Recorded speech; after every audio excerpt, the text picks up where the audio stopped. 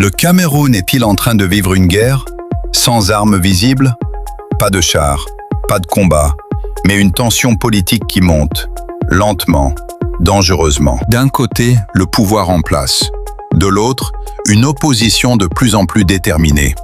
Entre les deux, une méfiance totale. Aujourd'hui, chaque déclaration devient une attaque, chaque décision, une provocation, et chaque silence, une stratégie. Ce n'est plus un simple désaccord politique, c'est un rapport de force, un bras de fer qui ne dit pas son nom. Regarde bien ce qui se passe.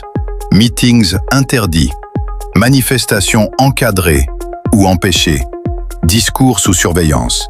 L'opposition crie à l'injustice. Elle parle de verrouillage, de restrictions, de démocratie fragilisée. En face, le gouvernement parle de stabilité, d'ordre public, de sécurité nationale. Deux visions, deux discours et une seule réalité. La tension monte. Des figures comme Maurice Kamto dénoncent régulièrement les conditions politiques actuelles. Pour eux, le système empêche une véritable compétition. Pendant ce temps, le pouvoir autour de Paul Biya reste ferme. Pas question de céder sous pression. Et c'est là que le climat devient explosif. Parce que quand personne ne recule, le conflit s'installe. Mais attention, ce conflit n'est pas toujours visible. Il est politique, institutionnel, psychologique.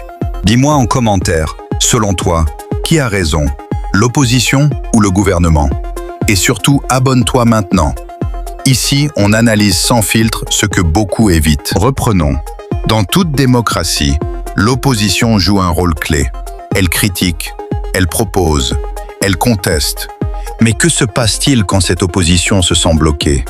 Elle radicalise son discours, elle durcit sa position. Et c'est exactement ce qu'on observe aujourd'hui. Des discours plus forts, des accusations plus directes. De l'autre côté, le pouvoir ne change pas de ligne. Il maintient le cap, il contrôle le tempo. Résultat, personne ne fait de compromis.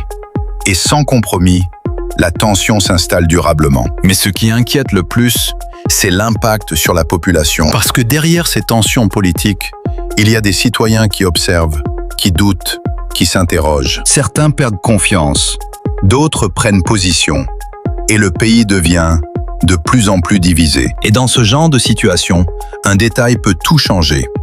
Une déclaration, une arrestation, une décision. Alors la vraie question est là. Jusqu'où cela peut aller? Vers un apaisement ou vers une crise plus profonde? Parce que l'histoire le montre.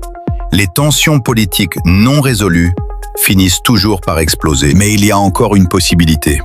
Le dialogue, le compromis, la volonté de calmer le jeu. Reste à savoir si les acteurs politiques sont prêts à faire ce choix. Alors dis-moi, le Cameroun est-il à un tournant ou déjà au bord d'une crise politique majeure?